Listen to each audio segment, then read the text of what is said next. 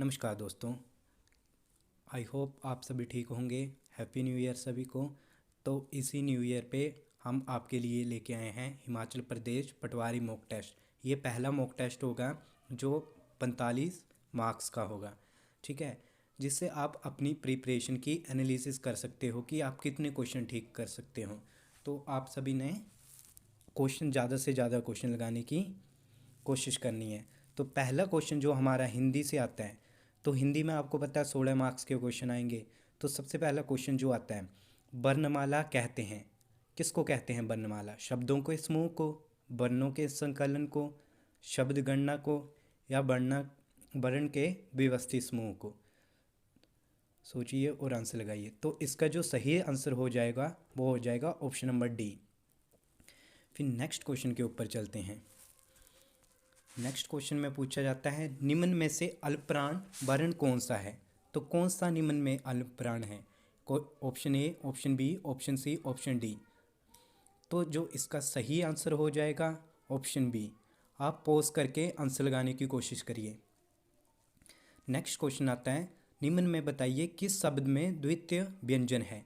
तो कौन से शब्द में द्वितीय व्यंजन है? पुनः में, इलाहाबाद में, दिल्ली में, या उत्साह में? तो इसका जो सही आंसर हो जाएगा वो हो जाएगा दिल्ली। दिल्ली में द्वितीय व्यंजन है। नेक्स्ट क्वेश्चन, फोर्थ नंबर, ये रास्ता दुर्गम है, सावधानी से चलें। ठीक है, तो दुर्गम की हमसे सही स्पेलिंग पूछी है, तो क्या हो जाएगी सोचिए आप। तो जो इसका जो हो जाएगा ऑप्शन नंबर सी, दुर्गम ऐसा लिखा जाता है। दुर्गम कैसे लिखे जाता है? ऐसे लिखे जाता है। नेक्स्ट क्वेश्चन पे आते हैं, शुद्ध वर्तनी का चयन कीजिए। तो अन्वेषण की शुद्ध वर्तनी का चयन कीजिए। तो ऑप्शन ए होगा, ऑप्शन बी होगा, ऑप्शन सी होगा, ऑप्शन डी होगा।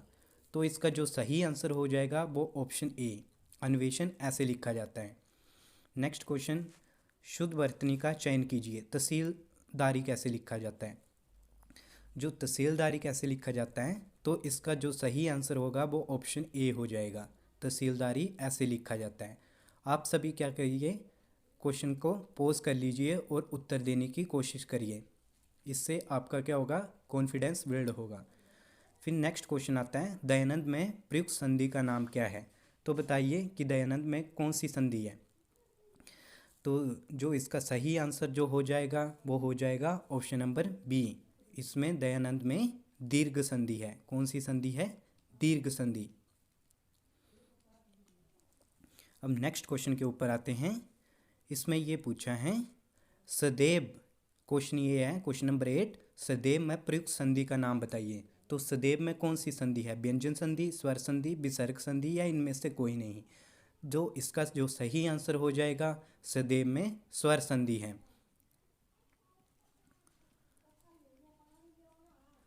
क्लियर। नेक्स्ट क्वेश्चन पे आते हैं, इनमें से कौन स्वर संधि का उदाहरण है?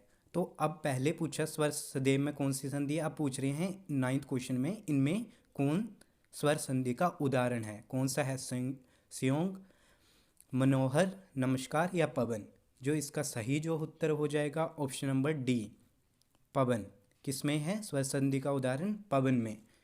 नेक्स्ट क्वेश्चन आता है क्वेश्चन नंबर 10, जो धातु या शब्द के अंत में जोड़े जाते हैं उसे क्या कहते हैं? उसे कहते हैं समास, अव्यय, उपसर्ग, या प्रत्यय? तो इसका जो सही आंसर हो जाएगा ऑप्शन नंबर डी, प्रत्यय। जो स्टार्टिंग में जोड़े जाते हैं उसको कहते हैं, स्टार्टिंग वाले को, उपसर्ग। क्या बोलते हैं? उपसर्ग।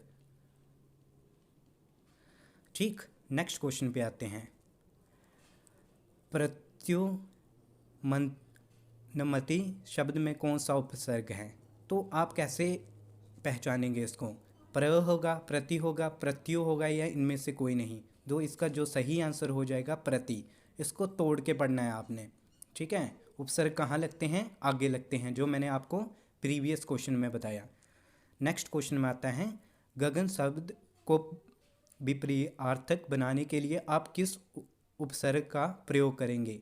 तो गमन से क्या बन सकता है? सोचिए, उपगमन, आगमन, प्रतिगमन, या अनुगमन? तो इसका जो सही आंसर हो जाएगा अगमन। क्या हो जाएगा? अगमन। निम्न में नेक्स्ट क्वेश्चन आता है, क्वेश्चन नंबर 13। निम्न में कर्मधारय समास किसमें है? किसमें है कर्मधारय? चक्रपाणी में, चतुर्युग्म में, नीलोत्पलम में, या माता पिता में? तो कौन सा है कर्मधारय? तो कर्मधारय जो हो जाएगा इसमें है option number C. Next question पे आते हैं। जिस समास के दोनों पद अप्रधान होते हैं वहाँ पर कौन सा समास होता है? द्वंद्व होता है, द्विगु होता है, तत्पुरुष होता है, या बहुव्रीहि होता है? तो इसका जो सही आंसर हो जाएगा वो हो जाएगा बहुव्रीहि। आप बहुव्रीहि की पहचान कैसे कर सकते हैं? जो तीसरे पर्सन की ओर संकेत करता है। किसके? तीसरे पर्सन की ओर। ठीक है, तीसरे पर्सन की ओर संकेत करता है तो उसको कहते हैं बहुव्रीहि, और इन दोनों में पद अप्रधान होते हैं। 15 क्वेश्चन आता है, जितेंद्रिय में कौन सा समास है? तो कौन सा समास है जितेंद्रिय में? द्वंद्व, बहुब्रीहि, तत्पुरुष, या कर्मधारय? तो इसका जो सही आंसर हो जाएगा बहुब्रीहि। बहुब्रीहि। इसका जो क्या आंसर बनेगा, इसका अगर विग्रह करें, इंद्रियों को जीतने वाला। ठीक है, तीसरे पर्सन की ऊपर विश्वास की ओर संकेत हो रहा है तो इसको क्या बोलते हैं? बहुब्रीहि समास। अब 16 क्वेश्चन आते हैं। स्त्री तत्व शब्द में कौन सी संज्ञा है? जातिवाचक, व्यक्तिवाचक, भाववाचक, या द्रव्यवाचक? तो इसका जो सही आंसर हो जाएगा वो हो जाएगा भाववाचक। ठीक है, ये हो गई हमारी हिंदी 16 मार्क्स की। तो आप सभी ने क्या करना है, अपने नंबर बताने हैं कमेंट सेक्शन में कितने बन रहे हैं। नेक्स्ट क्वेश्चन आते हैं इंग्लिश के ऊपर। ठीक है, कितने मार्क्स की आएगी इंग्लिश? 16 मार्क्स की। 16 मार्क्स की। तो क्वेश्चन में ये पूछा जाता है कि direction from question number 1 to 3 complete the sentence with stable alternatives. I am sorry the mistake. तो क्या होगा यहाँ पे? I am the sorry the mistake. तो यहाँ पे स्पेस लगना था तो वो रह गया है। तो इसमें आप क्या आएगा इसमें? फर्स्ट में for. I am sorry for the mistake. Clear. Next में आता है द कॉप्स मर्डर्ड बाय किन। तो इसमें क्या आएगा? इसमें आएगा सस्पेक्ट। क्या आएगा? सस्पेक्ट। अब थर्ड क्वेश्चन के ऊपर आते हैं। स्ट्रेस में fertility in man and women क्या बोलते हैं? स्ट्रेस में फर्टिलिटी मैन एंड वुमेन क्या होती है? क्या होगी? इंक्रीज होगी, रिमूव होगी, रिड्यूस होगी, या रिड्यूस होगी? तो इसका जो सही आंसर हो जाएगा वो हो जाएगा रिड्यूस। क्या हो जाएगा? रिड्यूस। आप पॉज करके आंसर देने की कोशिश करिए। अब आते हैं वन वर्ड सब्स्टिट्यूशन। ठीक है, तो इसमें ये पूछा है one who possesses many talents. ठीक है, तो इसका क्या हो जाएगा? Option A, option B, option C, और या ऑप्शन डी? जो इसका सही जो आंसर हो जाएगा, इसका क्या आंसर हो जाएगा बताइए, सोचिए और बताइए।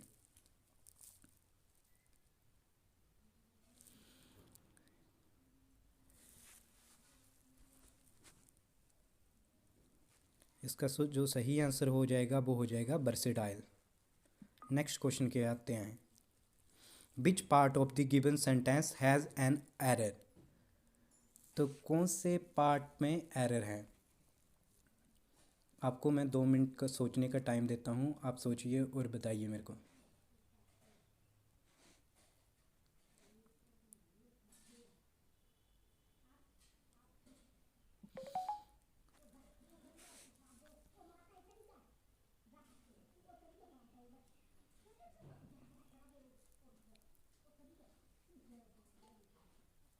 जल्दी बताइए।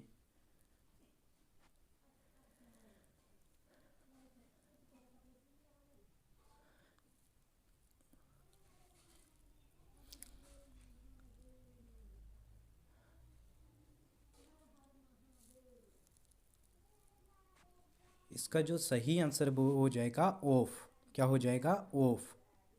Clear. She did not speak which part of the given sentence an error. She did not speak of either German और फ्रेंच। तो इसका जो आंसर हो जाएगा कहाँ पे एरर है? ऑफ में। नेक्स्ट क्वेश्चन की बात आते हैं, क्वेश्चन नंबर 6। Question number 6। सी she went to gym despite of her illness. तो इसका जो सही आंसर हो जाएगा वो क्या होगा, कहाँ पे एरर है, तो कहाँ पे है, ऑप्शन सी में। कहाँ पे, ऑफ में। एरर कहाँ पे है, ऑफ में। नेक्स्ट क्वेश्चन के ऊपर आते हैं। Question number 7, the following sentence contain which type of conjunction. तो बताइए कौन सी टाइप की कंजक्शन लगी है। She is not only a great singer but also an exceptional dancer. तो क्या होगा, phrasal, subordinate code, subordinating, correlative या कोऑर्डिनेटिंग। तो इसका जो सही आंसर हो जाएगा वो हो जाएगा कोरिलेटिव। क्या हो जाएगा, कोरिलेटिव। ठीक है, कंजक्शन पढ़ के जाना। कंजक्शन में क्या होता है, हुर्रे, वो सारी कंजक्शन पढ़ के जाना, हुर्रे वगैरह। ठीक है, नेक्स्ट क्वेश्चन के आते हैं। Lover of nature is called. जो अब लवर होता है नेचर के प्रति, उसको क्या बोला जाता है, तो उसको क्या बोला जाता है, ग्रीन पैंथर। क्या बोला जाता है उसको, ग्रीन पैंथर। ठीक है, फिर इसके ऑटोफिल क्या होता है, डेंड्रोफाइल क्या होता है, पेट्रियोचोर क्या होता है, तो ये सब पढ़ के जाना। तो ये कुछ इंपॉर्टेंट होते हैं। नेक्स्ट क्वेश्चन आते हैं। Choose the correct verb from those in brackets. The earth round the sun. क्या आएगा, मूव्स आएगा, मूव्ड आएगा, मूव आएगा, या नन ऑफ दिस आएगा। तो इसका जो सही आंसर हो जाएगा वो होगा moves. The earth moves around the sun. ये कॉमन से क्वेश्चन है, तो ये तो आपको आने चाहिए। नेक्स्ट क्वेश्चन आता है। camouflage is one way animals protect themselves. Is the pronoun reflexive और intensive? तो क्या है इसमें, रिफ्लेक्सिव है, इंटेंसिव है, बोथ ए एंड बी है, या नन ऑफ दी अबव है। तो इसका जो सही आंसर हो जाएगा वो हो जाएगा रिफ्लेक्सिव। क्या हो जाएगा, रिफ्लेक्सिव। क्लियर। अब नेक्स्ट क्वेश्चन के ऊपर आते हैं। Correct of the sentences but your surname is. ठीक है, इसको करेक्ट करना है आपने, इसकी करेक्शन करनी है। तो सोचिए क्या होगा इसका आंसर। तो इसका जो सही आंसर हो जाएगा वो हो जाएगा option number B, but is your surname. Next question के ऊपर आते हैं। ये दिए आपको करेक्ट स्पेलिंग बनानी है। ठीक है, ये दिए आपको पजल टाइप की, जिसको आप बोलते हैं जंबल वर्ड्स। क्या बोलते हो आप, जंबल वर्ड्स। ठीक है, इसको आपने करेक्ट स्पेलिंग बनानी है। क्या टेलीविज़न बनेगी, डाइनिंग टेबल बनेगी, डोर स्टेप बनेगी, या टेलीफोन। तो इसका सही आंसर हो जाएगा डाइनिंग टेबल। नेक्स्ट क्वेश्चन के ऊपर आते हैं। रीअरेंज करना है आपने। क्या करना है, रीअरेंज।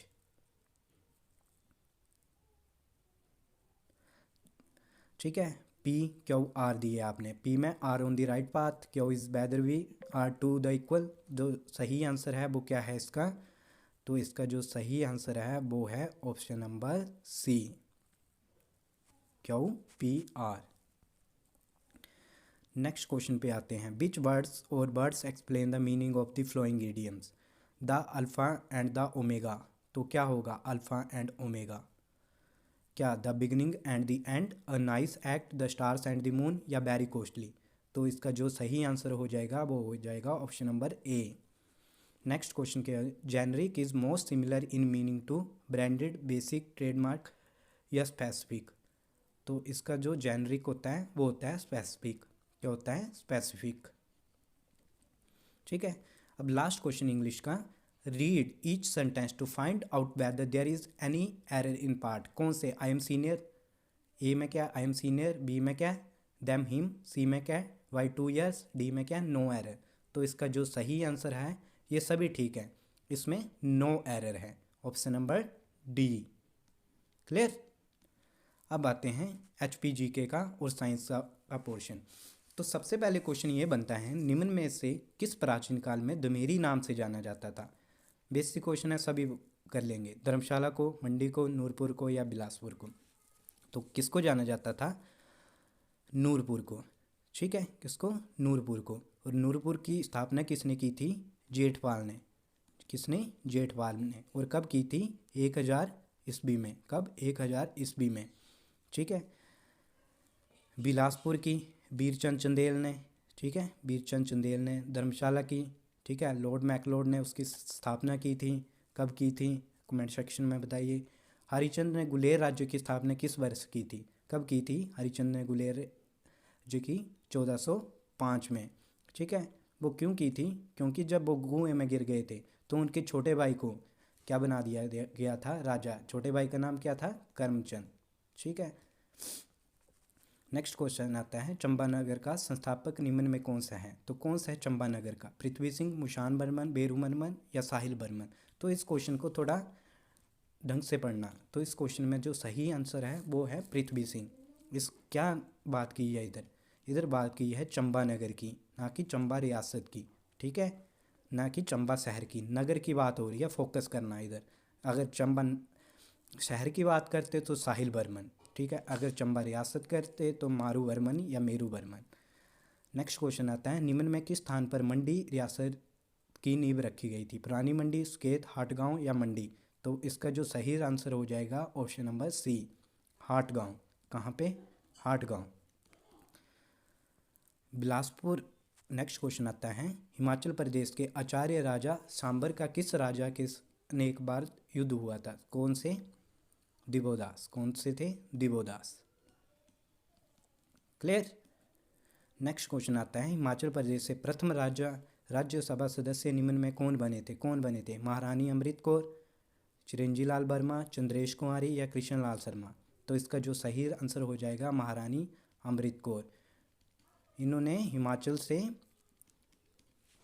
भारत छोड़ो आंदोलन का भी ये किया था, कहाँ से किया था, शिमला से। ठीक है, कब, 1942 में, कब, 1942 में। नेक्स्ट क्वेश्चन आता है, हिमाचल प्रदेश में पहला पंचायती राज अधिनियम कब पारित किया गया था। तो कब किया गया था पहला अधिनियम पारित पंचायती राज का, option A, option B, option C या ऑप्शन डी। तो इसका जो सही आंसर है वो है 1955 में। नेक्स्ट क्वेश्चन आता है, हिमाचल प्रदेश में पुरानी सचिवालय भवन का नाम क्या था, क्या नाम था, बनारस कोट, इलरसी भवन या आम्सरड्रेल या पीटर हो भवन। तो इसका जो सही आंसर है वो है option number B. Next science के क्वेश्चन आते हैं, oncology is the study of, किसकी स्टडी होती है ऑन्कोलॉजी। ठीक है, बर्ड्स की क्या होती है, ऑर्थनोलॉजी। ठीक है, कैंसर, जो इसका जो सही आंसर हो जाएगा कैंसर। ऑन्कोलॉजी की स्टडी को क्या बोलते हैं, ऑन्कोलॉजी की स्टडी को कैंसर। ठीक, नेक्स्ट क्वेश्चन क्या ऊपर आते हैं, जो आपको मैंने अभी बताया, ornithology is the study of plant, study of bones, study of noise या स्टडी ऑफ बर्ड्स। तो इसका जो सही आंसर हो जाएगा option number D, study of birds. Next question आता है, name the instrument that is use to measure relative humidity, किससे मापते हैं, हाइग्रोमीटर से, हाइड्रोमीटर से, बैरोमीटर से या मर्करी थर्मोमीटर से। जो इसका जो सही आंसर हो जाएगा वो हो जाएगा हाइग्रोमीटर। क्या हो जाएगा, हाइग्रोमीटर। नेक्स्ट क्वेश्चन, और बैरोमीटर का ही पता होना चाहिए प्रेशर को, किसको, प्रेशर को। हाइड्रोमीटर का ही पता होना है, थर्मोमीटर का तो सभी को पता है। नेक्स्ट क्वेश्चन आता है, but do you understand by aerodynamics. तो क्या होता है, it is science of movement in a flow of air और gases, it is science of generative organs, it is science of pleasure and pain, none of the above. जो इसका सही answer हो जाएगा option number A, it is a science of movement in flow of air और gas. Next question आता है, fathometer is use to major, किसको major करता है फैथोमीटर, रेनफॉल को, अर्थक्वेक को, ओशन डेप्थ को या साउंड इंटेंसिटी को। जो इसका सही आंसर हो जाएगा और ओशन डेप्थ को, किसको, ओशन डेप्थ को, ओशन डेप्थ को। क्लियर। ये थे कुछ क्वेश्चन। तो इसके सभी अपना स्कोर बताइए कि आपके 45 में कितने नंबर बन रहे हैं। तो अपना कमेंट सेक्शन में स्कोर बताना और चैनल को सब्सक्राइब करो। आगे नेक्स्ट मॉक टेस्ट भी आएंगे, एलाइड की भी हम क्वेश्चन यहाँ पे प्रीवियस क्वेश्चन डालेंगे। तो चैनल को सब्सक्राइब कर लो और बेल आइकन पर क्लिक कर लो और ज़्यादा से ज़्यादा शेयर करो। Thank you so much, have a nice day, happy new year.